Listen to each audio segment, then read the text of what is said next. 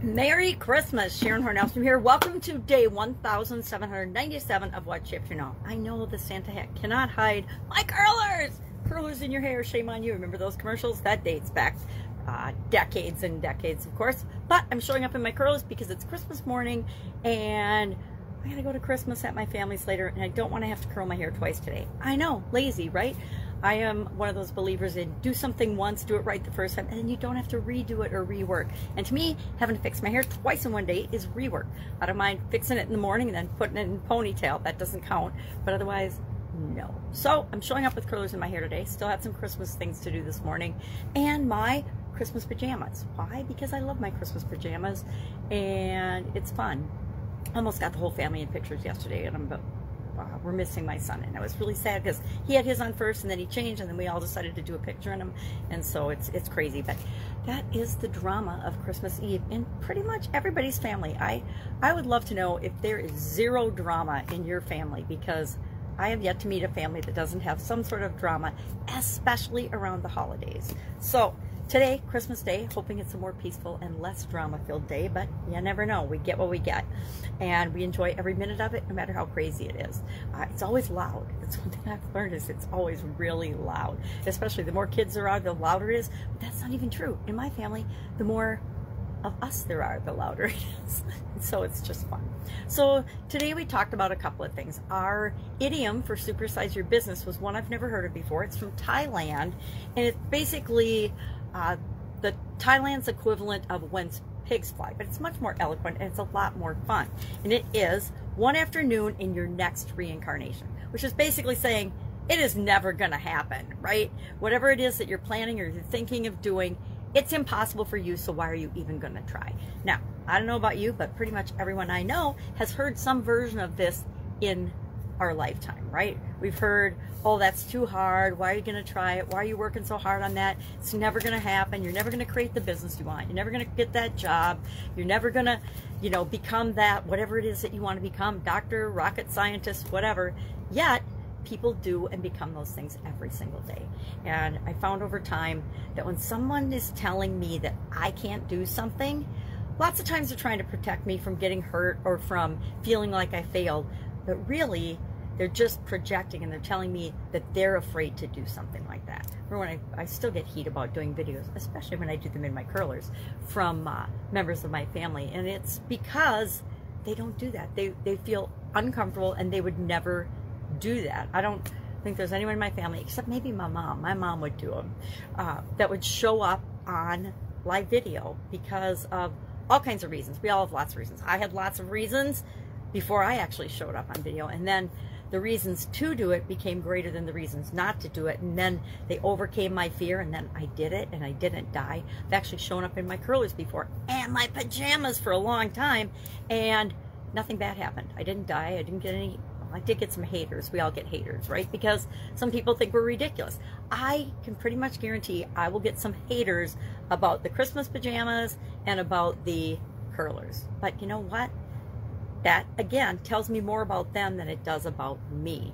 And it took a while to get there. Not gonna fit. It did take me a while to get to that realization. But once I did, it took the sting out of all the nonsense that a lot of people let hurt them in the world these days.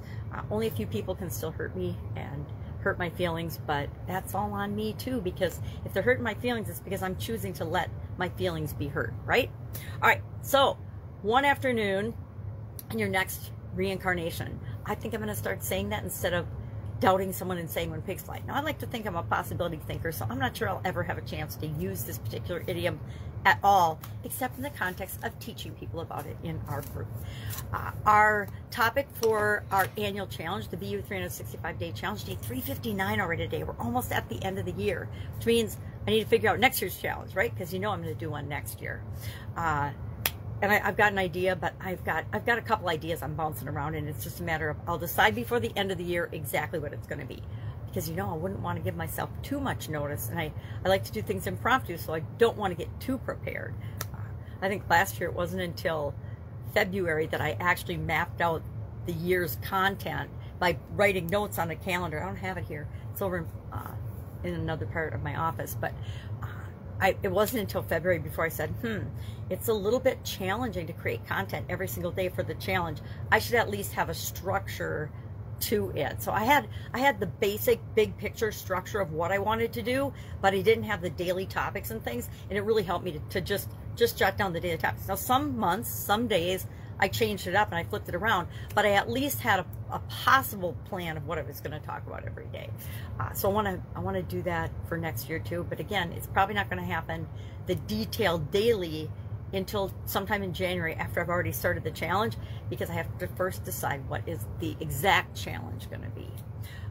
And I've got some personal challenges, some health challenges coming up next year that aren't scheduled, and I think the hardest part is dealing with them when I know it's coming, but I have no idea when. I need to have heart surgery next year, but it's one of those things where until my ICD, my internal cardiac device, fails enough, they won't replace it, which I got to tell you, I don't count on mine for pacing or anything, but if I counted on it to keep my heart going and I had to wait till it failed, I'd be freaking out. But since mine is just kind of like my Ironman insurance policy, in case something happens, and my heart needs a jump start, it doesn't faze me. I don't care when. I just care when, in terms of planning out and doing and showing up in the world for people I'm here to show up for.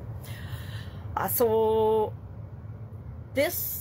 today's challenge was about 2 questions. I was just asking 2 questions every day, and the first one was about reincarnation. Do you believe in reincarnation? Which is what led me to pick the one afternoon in your next reincarnation idiom for today.